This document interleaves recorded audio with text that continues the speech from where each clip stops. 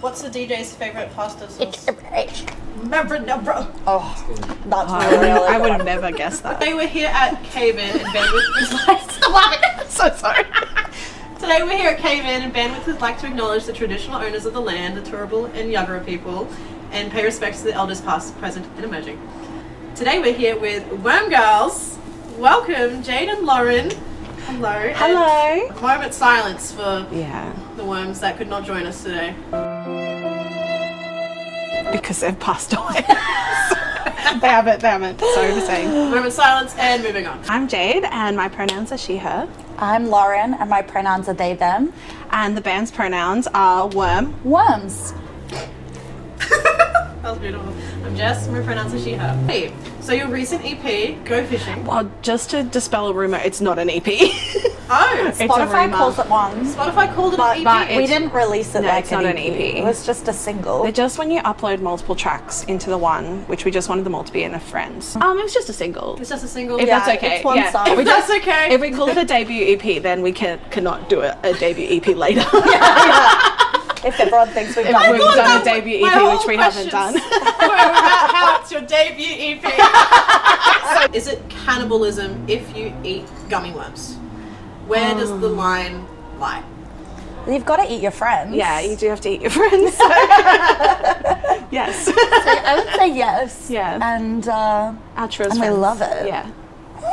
Speaking of eating friends, your recent single, Jackie.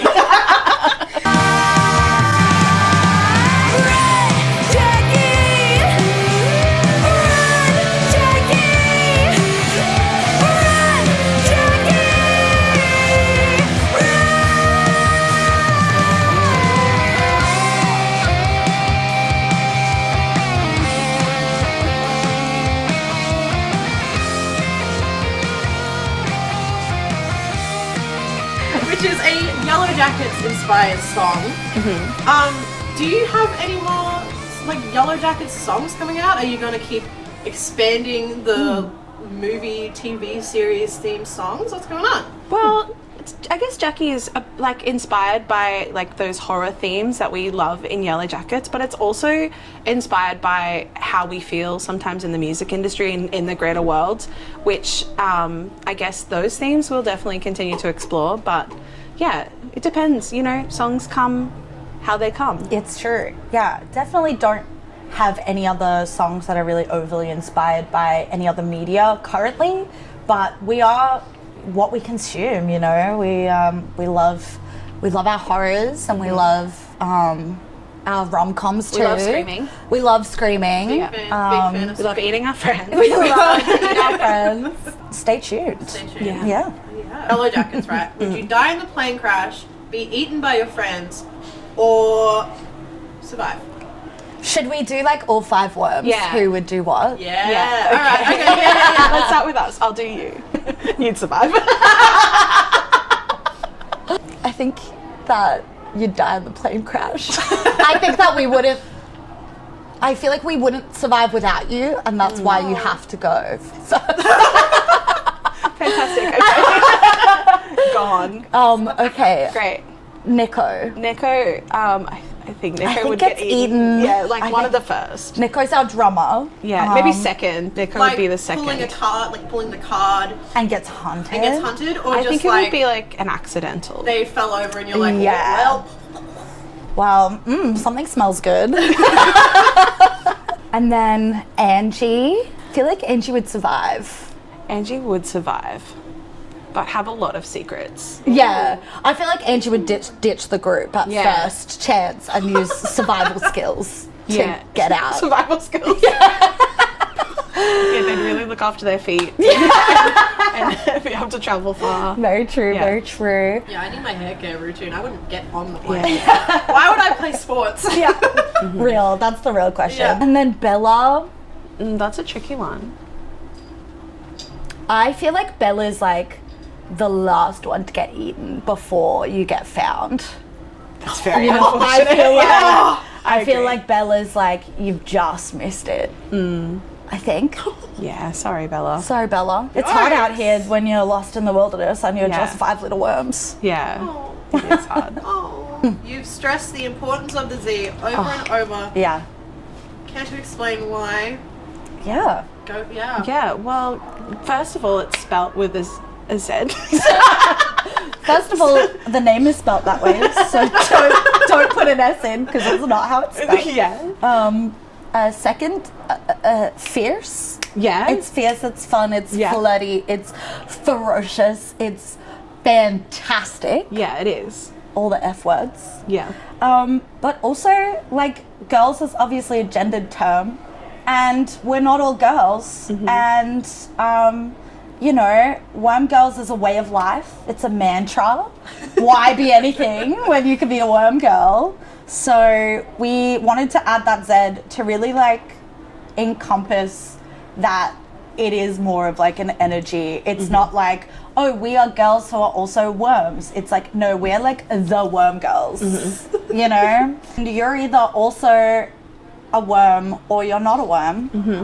And And if you're not a worm, you're probably spelling it with an S. with an S. Yeah. To which, wake up. Described your style as bisexual pirates, gay rock and roll cowboys. That's We did so do funny. that. We definitely did do that. When did we even do that? I remember it, but... Has your style, so since then, has your style evolved into other adjectives? I'd say that's pretty accurate still, obviously. It's like the perfect culmination of all of our different style coming together. It's like, what's the cross section of these 5 worms and their fashion and their style? Yeah. Like, how do we find like a cohesive style theme amongst us? And that's sort of what we came to. It's like, think of your bisexual pirates, think of your queer little freaks, and that's us. where you find us. I feel like so often, especially like Bella and Angie, they're accidentally rocking that pirate core, matching each other, pirate core. We love it. Would you describe yourself as a queer band or just a band that's queer? I think it's important that there is a label, only just because there's not enough going on. There's not enough on our lineups that is obviously queer. There's not enough diversity in our lineups in general, not just queer related. Yeah. So I think we're very proud to be who we are, and we don't want to hide that, but also we want to be put in front of people. We want to be on those lineups. And I think, we need to say it so that people are like, oh, those are the bands that we can bring into this. Like, people like need to be able to find the queer bands as well. Yeah, but like, do some representation's research. Do your research is what I say to people who say that there's no, diverse bands out there, because there is. It's so small. Like, and full of diverse bands. Yeah. it is. What is your thought on the queer community in Brisbane? Do you think it's expanding, or do you think it's kind of stuck in this little bubble? I think that there is maybe not that it's expanding, but we're getting more variety of events that bring people together. So, I feel like we're moving away from a period where, if you were part of the queer community, maybe that meant you were at the queer clubs every weekend, and that's the way that you connected. I feel like with both, live music culture as well as like queer culture and Australian culture has been quite centered around alcohol in the past and parties and things like that. And often, or sometimes, straight cis people are maybe only interacting with queer people in those spaces as well, at their parties, at events and things like that.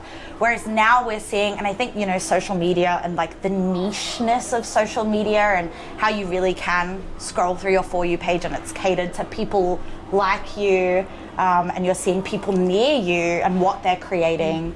We've got more opportunities. There's, there's run clubs, there's knitting clubs, there's poetry nights, there's, a lot of alcohol-free events, as well as those parties that have always occurred as well. So I think it maybe appears like the queer community is growing, but I think there's just more opportunities for queer people of all types to connect with each other and find a community like them. Because of course, as well, like queer is such a broad term, where a queer friendly space for someone still might not be really catered to somebody else. And so we're finding more of these little niche groups and maybe cliques forming and growing, but from what I've seen, they're all so welcoming and they all really care about their community, like organizers and things like that. And so yeah, I feel like it's maybe not necessarily growing, but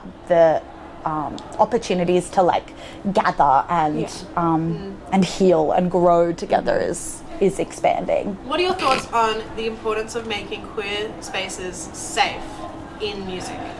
Well, I think like there needs to be importance on making all music spaces safe, and For in all turn people. that they can be safe for queer people to go to as well, because the music industry doesn't have a lot of safe spaces.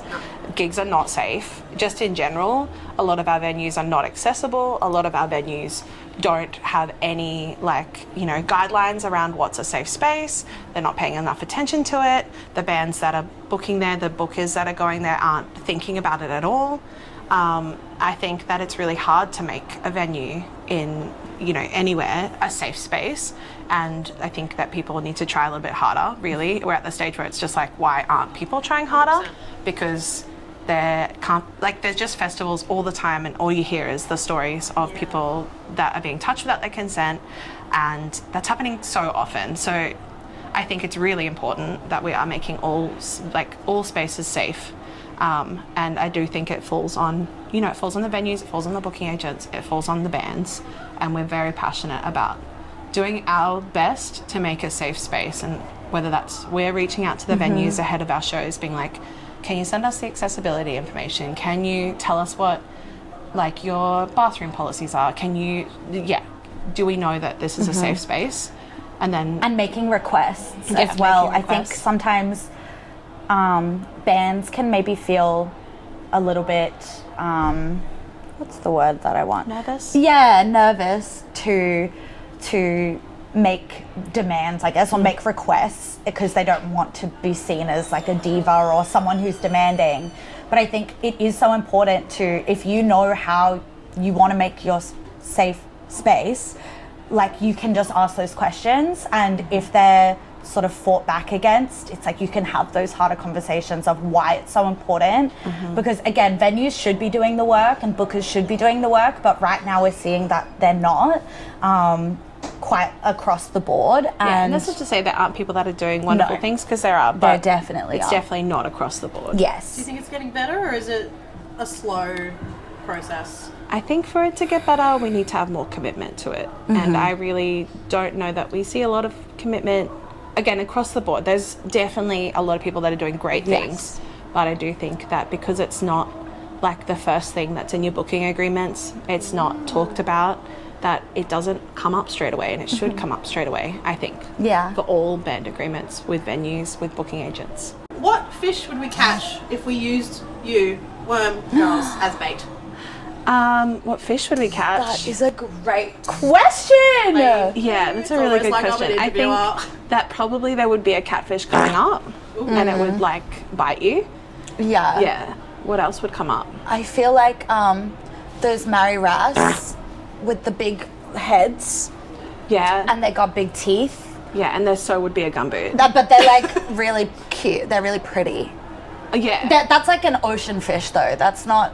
You can fish in the ocean. So if we're fishing in the ocean, it's a Mary Ras. But if we're in the dam, if we're in a Nogger Dam, in the Brisbane River, Nogger Dam, the catfish or a boot. If the boot fits. If the boot fits. Okay, lovely. I'm gonna get you to draw your wormsonas. Oh goodness. While I rapid fire some queer, weird little questions. Okay, I'm excited. I'm nervous. Okay. Pencils and markers. Oh, thank you. I'm so excited to get crafty. And if you wanted some inspiration, I tried to draw mine today, but it was like, ooh. And then my friend had drawn this masterpiece. So if you want some inspiration, this is my wormsona. Oh, wow. She's an orange worm with black ends and a little pink cowgirl hat. Love it. Love it. That is her.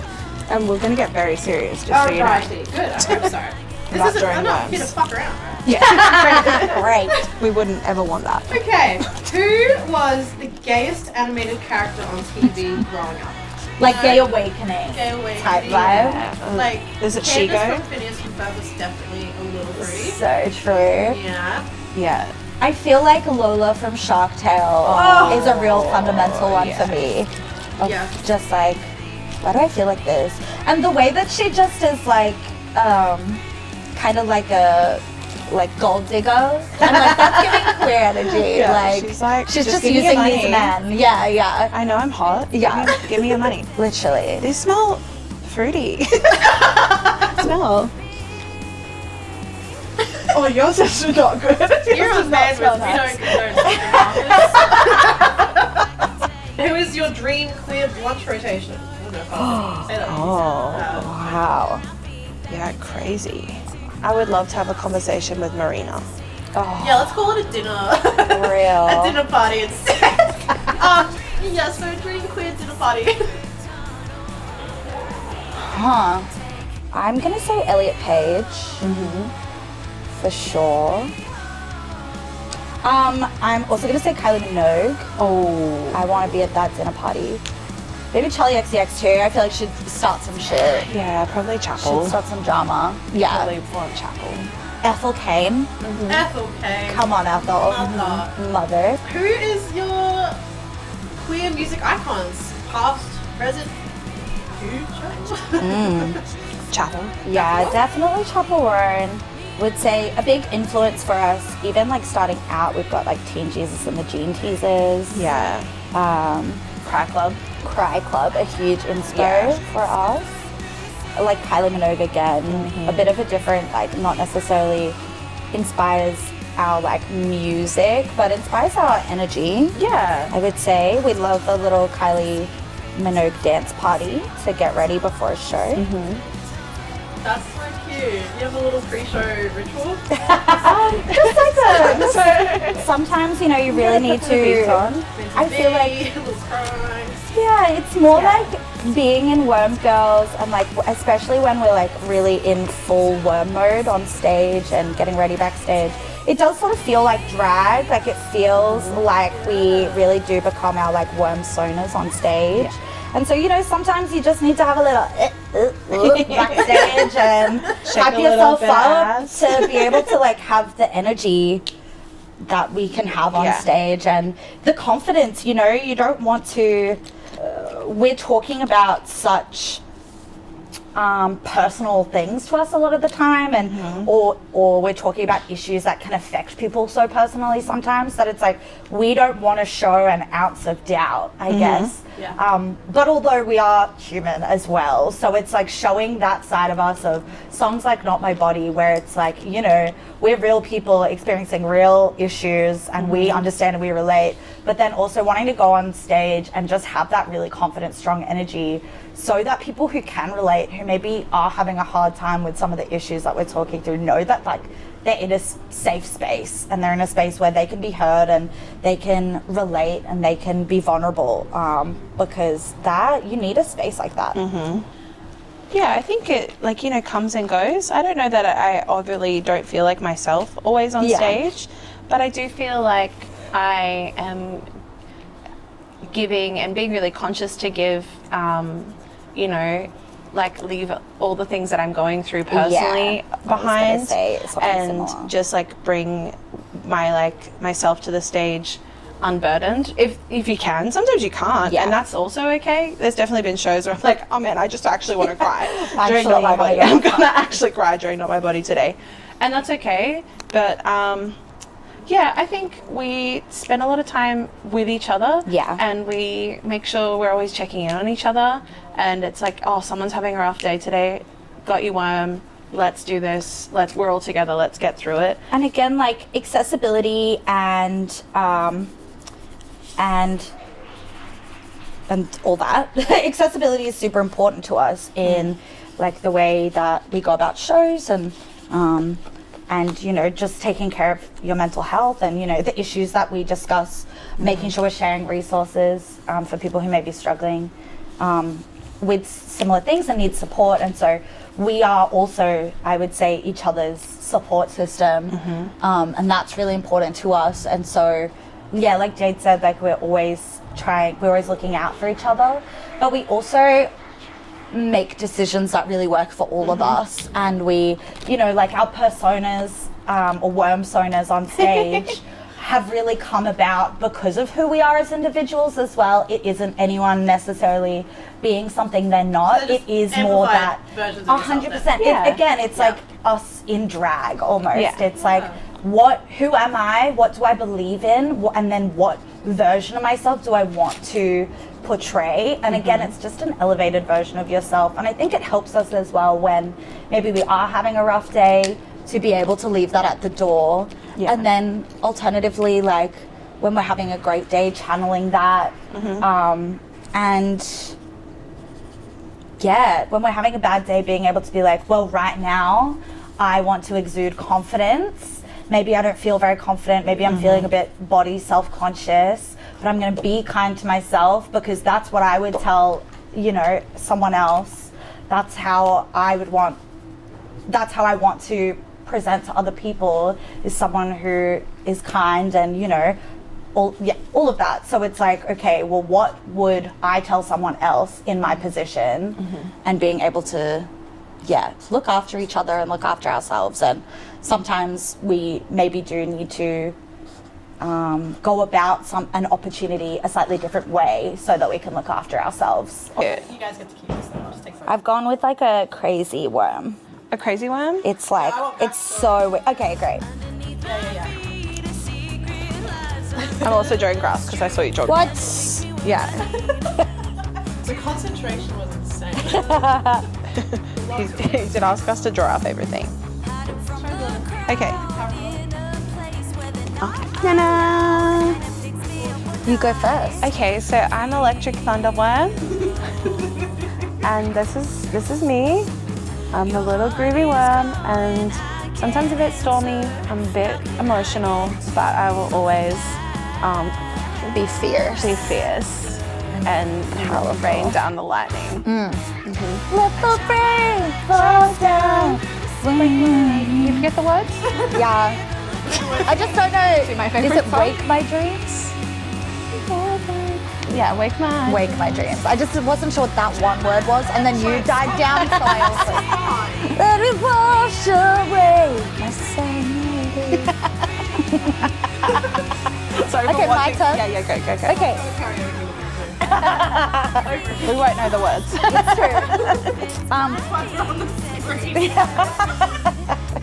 I can't read. This is Big Dog Worm. Says woof because You say what? I do like to bark a lot, particularly at men that are pissing me off. We like to bark. We've got a spiky dog collar here because I also like to wear a spiky collar. And this one, we're like really locked up here. That's why I drew the fence, because we're like feeling really ferocious. That's why there's so much wriggles out, too. yeah. We're like, it's like when a snake's like coming up and is like about to strike. There's this big dog worm is like about to strike, but you're Close. safe because the fence, the fence is Stay behind protecting the you. fence. But stay behind the fence or else. Yeah. Anyway, well. Thanks, Wormies. Thanks, Wormies, for coming in. Thank you. Thanks for joining us on Bandwidth. We love to learn. You guys can see those and wriggle on out. Oh, joy!